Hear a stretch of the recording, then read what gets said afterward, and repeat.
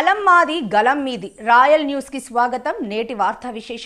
శ్రీ సత్యసాయి జిల్లా మడకశిర నియోజకవర్గంలో భారత రాజ్యాంగ నిర్మాత భారతరత్న బాబాసాహెబ్ డాక్టర్ బిఆర్ అంబేద్కర్ జయంతి సందర్భంగా నేడు అగలి మండలంలో అంబేద్కర్ విగ్రహానికి పూలమాలలు వేసి నివాళులర్పించిన సిడబ్ల్యూసి మెంబర్ ఎన్ రఘువీరారెడ్డి మరియు కాంగ్రెస్ కె సుధాకర్. అనంతరం వారు మాట్లాడుతూ ಅಂಬೇಡ್ಕರ್ ಭಾವನೆನೇ ಕಾಂಗ್ರೆಸ್ ಭಾವನೆ.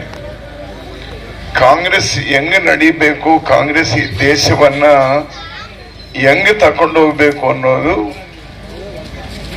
ಒಂದು ರಾಜ್ಯಾಂಗ ಕಮಿಟಿ. ಜವಾಹರ್ಲಾಲ್ ನೆಹರು ಅವರು, ಮಹಾತ್ಮ ಗಾಂಧಿ ಅವರು, ಸರ್ದಾರ್ ವಲ್ಲಭಾಯ್ ಪಟೇಲ್ ಅವರು ಇವರೆಲ್ಲ ಸೇರಿ ಒಂದು ಕಮಿಟಿ ಮಾಡಿ ಅಂಬೇಡ್ಕರ್ ಅವ್ರನ್ನ ಅಧ್ಯಕ್ಷರಾಗಿ ಮಾಡಿ ಬೇರೆ ಇನ್ನೊಂದು 20 ಜನನ ಅದಕ್ಕೆ ಕಮಿಟಿ ಹಾಕಿ ಈ ದೇಶ ನಾವೇ ಆಳ್ಕೊಳ್ತಾ ಇದ್ದೀವಿ.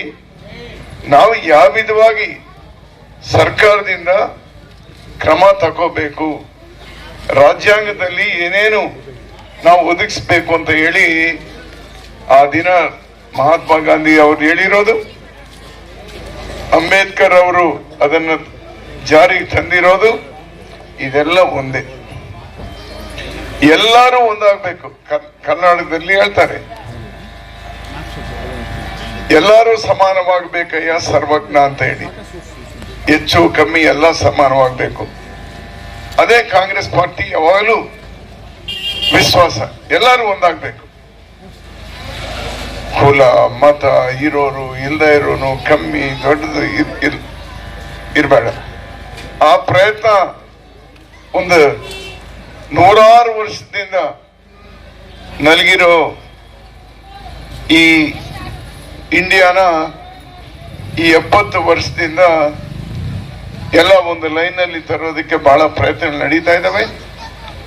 ಈ 10 ವರ್ಷದಿಂದ ಮತ್ತು ಸ್ವಲ್ಪ ದಾರಿ ತಪ್ತಾ ಇದೆ. ಅದನ್ನು ಮತ್ತು ನಾವು ದಾರಿ ತರಬೇಕು. ಈ ದಿನ ನಾವೆಲ್ಲರೂ ಕೂಡ ಪ್ರತಿಜ್ಞೆ ತಗೊಳ್ಳೋಣ. ಅಂಬೇಡ್ಕರ್, ಮಹಾತ್ಮ ಗಾಂಧಿ, ಜವಾಹರ್ಲಾಲ್ ನೆಹರು ಏನಾದ್ರೆ ಎಲ್ಲರೂ ಸರ್ವರು ಸಮಾನ ಆಗಬೇಕು ಅಂತ ನುಡಿದಿದ್ದಾರೋ ಅದರ ಪ್ರಕಾರ ನಾವು ನಡ್ಕೊಳ್ತೀವಿ ಅನ್ನೋ ಒಂದು ಪ್ರತಿಜ್ಞೆ ನಾವಾಗಿ ಒಬ್ಬೊಬ್ಬರು ವೈಯಕ್ತಿಕವಾಗಿ ನಾವಂತ ಒಂದು ಪ್ರತಿಜ್ಞೆ ತಗೊಂಡು ಮುಂದೆ ಹೋಗ್ಬೇಕು. ಅವ್ರಿಗೆ ನಾನು ಗೌರವ ಸಲ್ಲಿಸ್ತಾ, ಈ ದಿನ ಎಲೆಕ್ಷನ್ನು, ಪ್ರತಿಯೊಬ್ಬರಿಗೂ ಓಟು. ಇನ್ನ ಈ ದಿನ ಕೂಡ ಕೆಲವಾರು ದೇಶಗಳಲ್ಲಿ ಮಹಿಳೆಯರಿಗೆ ಕೆಲವಂತರ ಓಟಿಲ್ಲ, ದುಡ್ಡಿಲ್ದ ಇರೋರಿಗೆ ಓಟಿಲ್ಲ,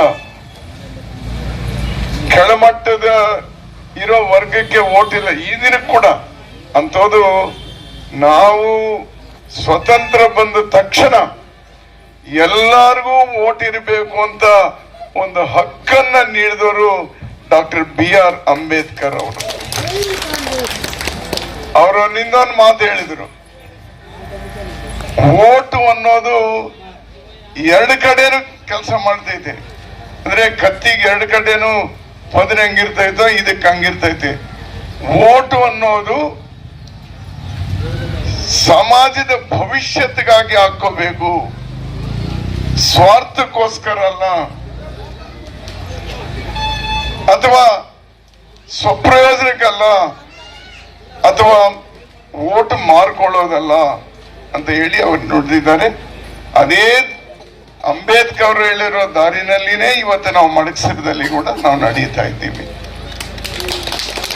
ಏನು ಹೆಂಗ್ ಎಲ್ಲರೂ ಅಭಿವೃದ್ಧಿ ಆಗೋದು, ಅದನ್ನು ಇಂಗ್ಲಿಷ್ ಅಲ್ಲಿ ಹೋಲಿಸ್ಟಿಕ್ ಡೆವಲಪ್ಮೆಂಟ್ ಅಂತ ಹೇಳ್ತಾರೆ.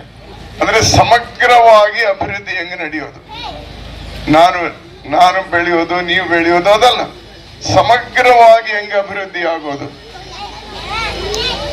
ಅದಕ್ಕೆ ನಾವು ಪ್ರಾರಂಭ ಮಾಡಿದ್ದೀವಿ, ನಾವೆಲ್ಲರೂ ಸೇರಿ ಮಾಡಿದ್ದೀವಿ. ದುರದೃಷ್ಟ ವರ್ಷದಿಂದ ನಿಂತೋಗಿದ್ದಾವೆ. ಏನವು ಕೆರೆಗಳಿಗೆಲ್ಲ ಕೂಡ ಕೃಷ್ಣಾ ನದಿ ನೀರು ಬಂದು ತುಂಬಿದ್ರೆ ರೈತರ ಕಷ್ಟ, ಅವನ್ ಚಿಕ್ಕವನಾಗ್ಲಿ ದೊಡ್ಡವನಾಗ್ಲಿ ಎಲ್ಲರಿಗೂ ಪರಿಷ್ಕಾರ ಸಿಗ್ತೈತೆ, ಶಾಶ್ವತವಾದ ಪರಿಷ್ಕಾರ. ಅದು ನಿಂತೋಯ್ತು, ಮಡಕಸರದ ಹತ್ರ ನಿಂತೈತೆ. ಆ ನೀರನ್ನ ನಿಮ್ಮ ಅಗಳಿ ಕೆರೆಗೂ ಎಲ್ಲಾ ಕೆರೆಗಳಿಗೂ ನೀರು ತಂದು ತುಂಬಿಸ್ಬೇಕು. ಅಂಬೇಡ್ಕರ್ ಹೇಳಿರೋ ಪ್ರಕಾರನೇ ನಾವು ನಡೀತಾ ಇದ್ದೀವಿ. ಕೋಡಿಹಳ್ಳಿ ಕೆರೆಗಾಗ್ಲಿ ಅಗಳಿ ಕೆರೆಗಾಗ್ಲಿ ಎಲ್ಲಾ ಕೆರೆಗಳಿಗೂ ನೀರು ತುಂಬಿಸ್ಬೇಕು. ಎರಡನೇದು, ಕುಡಿಯೋ ನೀರು ಆ ದಿನಾನೇ ನಾವು ತಂದು ಕೊಟ್ಟಿದ್ದೀವಿ. ಶ್ರೀರಾಮ್ ರೆಡ್ಡಿ ಕುಡಿಯೋ ನೀರು ಅಂತ ಹೇಳಿ ತಂದು ಕೊಟ್ಟಿದ್ದೀವಿ. ನಾನು ಅಧಿಕಾರದಲ್ಲಿ ಇರೋವರೆಗೂ ದಿನಾ ನೀರು ಬರ್ತಾ ಇತ್ತು.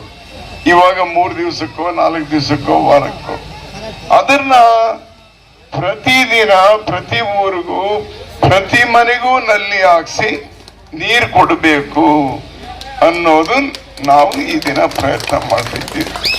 ಇದೆಲ್ಲ ಅಂಬೇಡ್ಕರ್ ನೀಡಿರೋದು. ಒಂದಾನೊಂದು ಕಾಲದಲ್ಲಿ ಒಂದೇ ಬಾವಿಯಿಂದ ಎಲ್ಲರೂ ನೀರು ತಕೊಳ್ಳೋ ಪರಿಸ್ಥಿತಿ ಇರಲಿಲ್ಲ.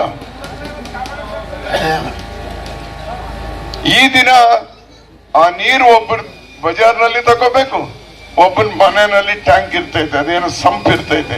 ಹಂಗಿರಬಾರ್ದು. ಪ್ರತಿ ಮನೆಗೂ ಕುಡಿಯೋ ನೀರು ಸೇರ್ಬೇಕು. ಆ ಪ್ರಯತ್ನನೇ ನಾವು ಮಾಡ್ತಾ ಇದ್ದೀವಿ. ಎಲ್ಲಾರಿಗೂ ಕೆಲಸ ಮಾಡೋ ಅವಕಾಶ ಸಿಗ್ಬೇಕು.